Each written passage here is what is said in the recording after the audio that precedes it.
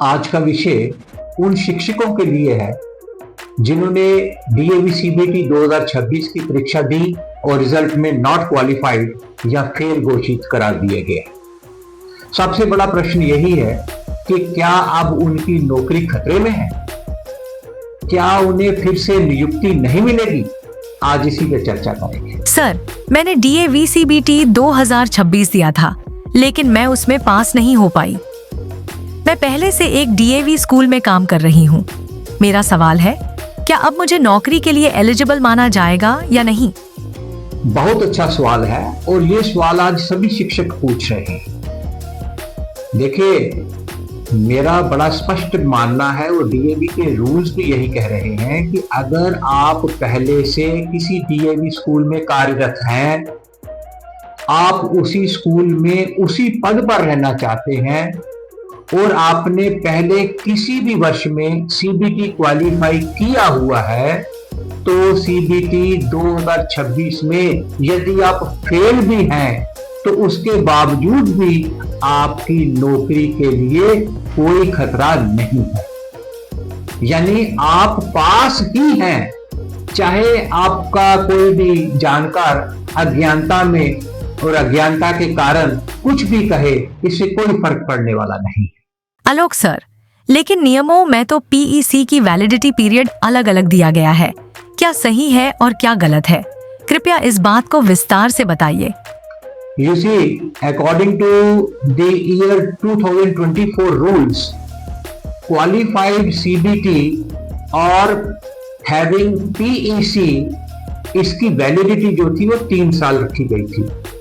2025 में इसकी वैलिडिटी कम करके 1 साल कर दी गई और अब जो 2026 के जो नियम है उसमें बड़ा स्पष्ट लिखा है कि एक बार सीबीटी कर लिया तो वो हमेशा के लिए मान्य रहेगा जब तक आप उसी स्कूल में और उसी पोस्ट पे काम करते रहेंगे।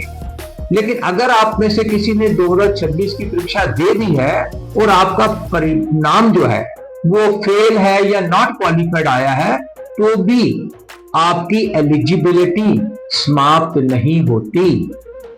आप जिस स्कूल में जिस पोस्ट पे है उसी पे कंटिन्यू कर सकते हैं और आपका पिछला सीबीटी जो है वही कंसिडर किया जाएगा। एक और महत्वपूर्ण प्रश्न है कि क्या 2025 में सीबीटी क्वालिफाइड और 2026 में नॉट क्वालिफाइड रेगुलर पोस्ट के लिए एलिजिबल माने जाए गए या नहीं? अच्छा प्रश्न है। सबसे पहले ये समझना होगा कि प्रमोशन क्या है इस केस में और रीअपॉइंटमेंट और न्यू अपॉइंटमेंट्स में क्या अंतर होता है।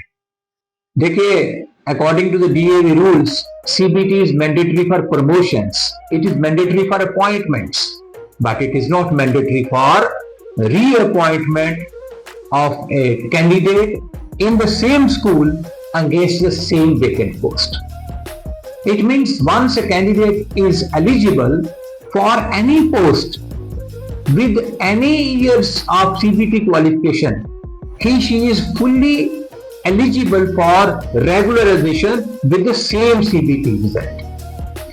Because we cannot have separate CBT for regular admission.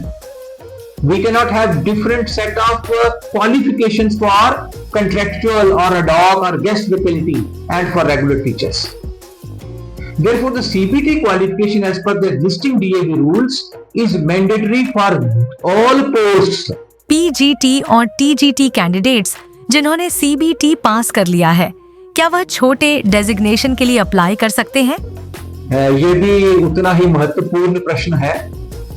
DAV देखिए द्वारा सर्कुलेटेड रूल्स के अनुसार कोई भी पीजीटी कैंडिडेट उसी विषय में जिसमें उसने सीबीटी क्वालिफाई किया है, टीजीटी या पीआरटी के पद पर वो अप्लाई कर सकता है, बशर्ते कि उस डेजिग्नेशन के लिए रिक्वायर्ड जो है सीटीईटी परीक्षा जो है उसने पास कर रखी हो।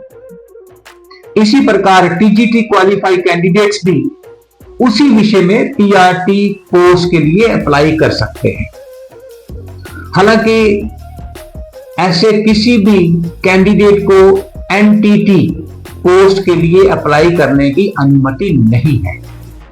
परंतु इसमें एक कानूनी पेच भी है मेरी समझ में, और जो लीगल पोजीशन के अनुसार प्राइमरी टीचर्स जो है उसकी पोस्ट जो है वो केवल बीएड डिग्री के आधार पर नहीं फिक्स की जा सकती। पीआरटी पोस्ट के लिए अनिवार्य योग्यता है डिप्लोमा इन एलिमेंट्री एजुकेशन या BEd with a bridge course under the guidelines of the NCTE. देखिए एनसीईटी मैंने पहले भी बताया था, national council for teachers education के रूल्स जो है always override all rules whether of Kendriya Vidyalaya और of appropriate governments even, and this is specifically mentioned in the CBSE affiliation bylaws. Therefore, we appeal the DAV management to circulate and clarify this position with regard to the B.Ed qualification for primary teachers for long-term job security of the teachers. DAVCBT 2026 में सम्मिलित हुए शिक्षकों सहित सभी stake holders के लिए यह अत्यंत महत्वपूर्ण जानकारी साझा करने के लिए आलोक सर आपका धन्यवाद।